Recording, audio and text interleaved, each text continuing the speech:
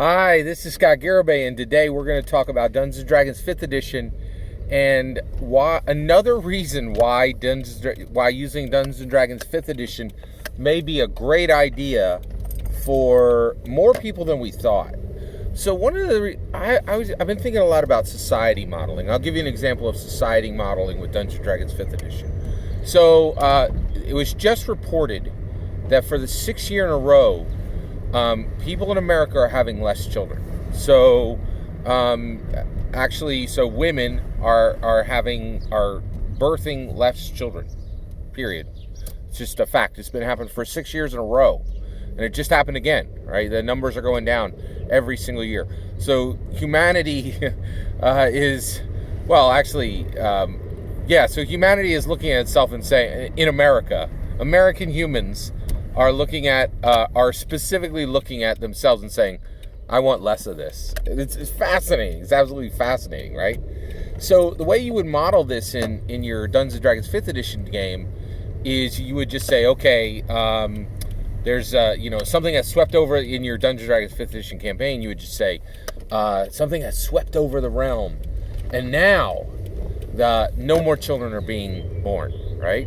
So you would be modeling the problem that we're seeing in America just much more sharply to bring the drama to the surface faster, right? Now, why would you do this? What would be the point of modeling this in Dungeons & Dragons 5th Edition? Well, there's a really strong reason.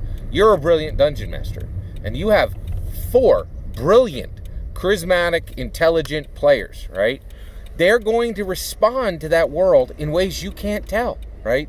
But their response to your society model that you've set up into your Dungeons & Dragons 5th Edition is going to show you they are a sample of the U.S.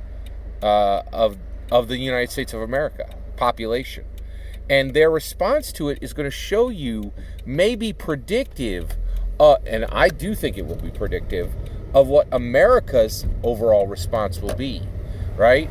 And so essentially, we don't know how America is going to respond to a childless world 20, 30, 40, 50 years from now. But if you society model this with your Dungeons & Dragons 5th Edition today, you may be able to tell today what America's response will be 10, 20, 30, 40 years from now, right? It's not going to be a strong, bold, Sharpie black line. It's going to be a dotted line, right? And it may have some curves in it, right? It might not be an exact match, right? But I think it could absolutely be predictive.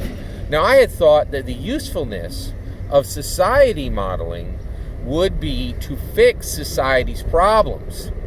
But when you start down a path, you see things on the path you didn't expect, right? What I didn't expect is, here's another possible use, in my opinion, for Dungeons & Dragons society modeling. If you can predict what a culture is going to do in the future, right? Guess what?